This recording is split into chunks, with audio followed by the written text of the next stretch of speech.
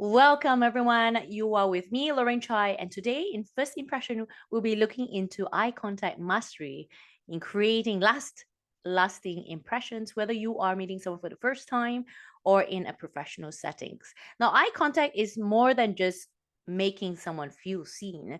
To a skilled person, you can tell so much about that. You can tell if someone is sincere, confident, or interactive, or they're tuning into what you're listening to or what you're saying. It shows respect as well without actually words needed. So coming from a background as an absolute or extreme introvert, this was an art that I had to learn over time.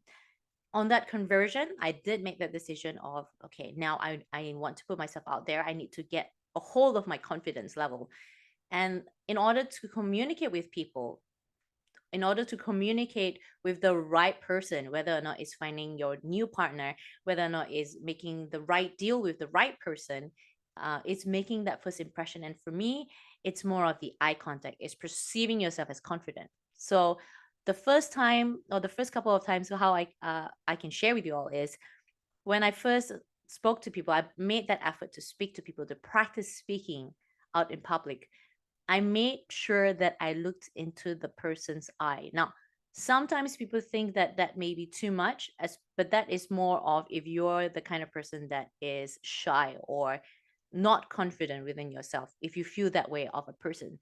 But for me, seeing someone in the eye, it's it's a process, or it's a situation where you want to be connected to them, you want to understand what they're saying, you want to be able to feel the things that are coming out of their mouth. And that was where I started. Every inch of my body at that time wanted to look away, but I kept telling myself, no, you need to be engaged, you need to show yourself as this confident person even though your heart's beating like 10 million miles an hour. And that it all started with that. So if you are a person that's not used to eye contact, practice this. Practice looking at someone in the eye. Practice no matter what kind of conversation it is, whether or not it's with your kids, whether or not it's with your coworkers, or a prospect, or a potential business partner. Try and look them in the eye to see what they are and who they are. Or if you're trying to employ someone new, it shows who the person is, and you can see so much just by the eyes itself. If you remember back in the day during COVID a couple of years ago, I went back into the workforce. I help and support the education system here in Australia. It was more of the support. Didn't really need to do it, but we were lacking in teachers. And I knew at that particular time, students really need all the support that they can get, as well as educators, because everyone, as you would know, was suffering at that time. And at that time, we were forced to wear a mask. Yes, sure, it was a choice. We were forced to wear masks in Australia. And on top of that, we were not allowed to have microphones at that time. So with that, the way that we communicate with kids, we took it for granted. We use our hand gestures, we use our mouth, and it was a lot of facial expression. Well, we took it for granted with how much we can use our eyes in connecting with our students. So the whole education, or many teachers that were wanting to level up the way that they taught, we looked into the process or the art of communicating with our eyes. And communicating with our eyes can be from the eyes upwards to the eyebrow. It's how do we communicate with our students, how do we communicate with people, where it still seems that we're absolutely interested in what they're saying, we're interested in them, no matter what we are, like what barriers we have between us. So we looked into that, and it's an art to see, to to have. But the thing is, it's also how much eyebrows can you use, right? And how much can we look into a person, how we perceive, how would we be perceived from the person from the other side. Sometimes we don't know how that feels or looks. And what helps is if you have someone that records the way that you communicate with someone, or records or takes notes and actually tells you how they would feel about the way that you look at someone. Because I do know that some people may seem scary with just the look, but there's ways of making it softer, and not overdoing it, right? Sometimes staring too much may be frightful, But sometimes, looking away and not being in a conversation may also show a different kind of emotion, which we don't want in the other person. So it's practice, practice, practice, and have review it when you can. Have someone give comments if you can. If you have a speech coach or you have a performance coach, you can get them to look at it and help you through that process as well. Now let's look into the art of eye mastery with cameras and social media. There was a tip that one of my friends got told me, and he was telling me about how he had cameras all over his studios and the way that he was teaching with his machinery and things like that. And he bought this little rubber duckies, colored rubber duckies, and he put them and placed them on each camera so that he knows where to look at immediately in terms of the camera. Now, you don't need to get rubber duckies.